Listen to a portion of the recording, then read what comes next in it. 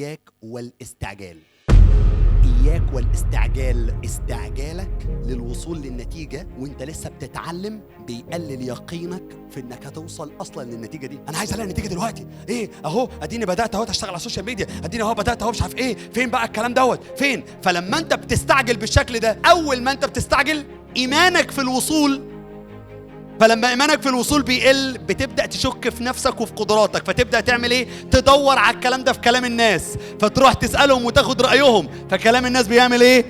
بيحبطك اكتر، فتقوم جاي ليه؟ لا يا عمي خلينا نرجع بقى للي احنا متعودين عليه. اي شغل، وانا هنا بتكلم على الشغل بس، هتبدأ فيه ادي لنفسك فيه وقت تتعلمه وتطبق كل حاجة اتعلمتها مش اقل من 6 شهور. بعد 6 شهور هتشوف اللي عمرك ما شفته، علشان اديت لنفسك وقت انك تتعلم من غير ما تكون بتتشرط وقاعد مستعجل.